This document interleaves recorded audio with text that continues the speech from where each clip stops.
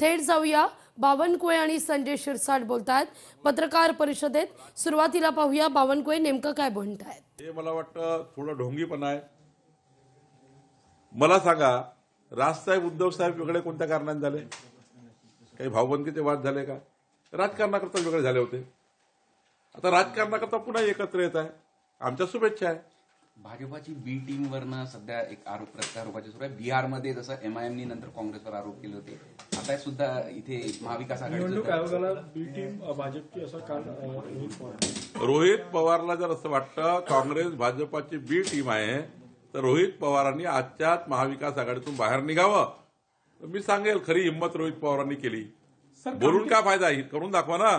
तुम्हाला जर काँग्रेस बी टीम वाटताय भाजपाची, तर काँग्रेसचे ते वेणुगोपाल आहे, त्यांचे ते मल्लिकार्जुन आहे, त्यांचे हे हर्षवर्धन सपकाळ जे आहेत ते ठरवतील आता या स्टेटमेंटचं काय करायचं रोहित पवारांचं। पण रोहित पवारला जर असं वाटतं त्यांनी त्यातून बाहेर पडावं। कामठीमध्ये इतिहास घडला, पहिल्यांदा भाजप निवडून आली, शक्य वाटत नव्हतं सुरुवातीपासून। नाही, तिथे आम्हाला जे यश मिळालं ते आमच्या विकास कामाला मिळालं।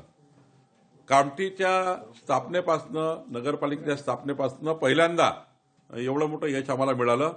हे ठीक आहे, तिथे 4-5 लोक निवडणूक लढल्यामुळं थोडं मताचं विभाजनही झालं आणि त्यामुळं आम्हाला त्या ठिकाणी थोड्या फरकाने यश मिळालं।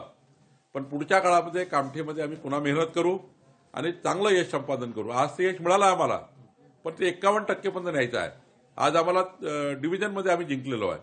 5-6 लोक आपसात लढले, त्यामुळे आम्ही जिंकलो।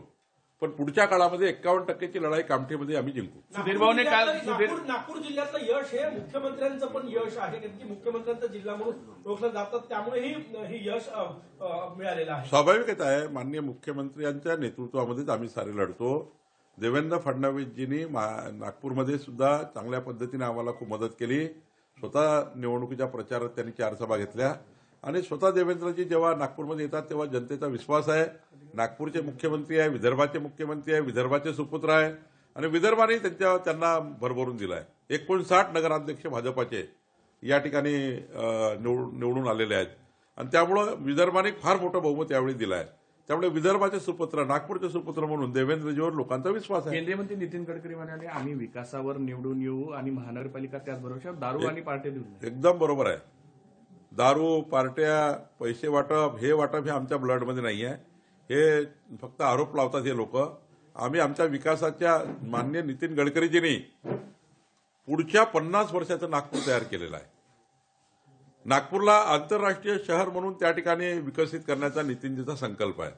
आज नागपूरमध्ये एम्स, IIIT, IIT, शाही स्पोर्ट कॉम्प्लेक्स, नागपूरला आज या 10 वर्षामध्ये 2014 नंतर जे नितीनजींनी देवेंद्रजींनी दिलाय ते 50 वर्षाच्या सरकारने दिलं नाही आहे।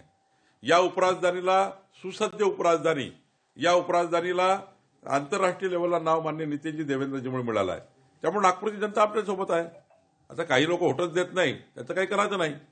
काही लोकांना किती म्हटलं होट देत नाही, पण आम्हाला त्या ठिकाणी नागपूरच्या जनतेवर विश्वास आहे की नागपूरची जनता 51% मतं आम्हाला देईल विधानसभेसारखे। आणि त्यामुळं मला असं वाटतं की निश्चितपणे नागपूरच्या जनतेवर आमचा विश्वास आहे। 51%चे मतं आम्हाला मिळतील।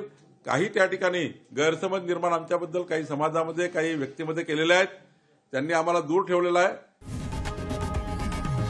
लोकशाही मराठी ऐका, पहा, जागरूक रहा।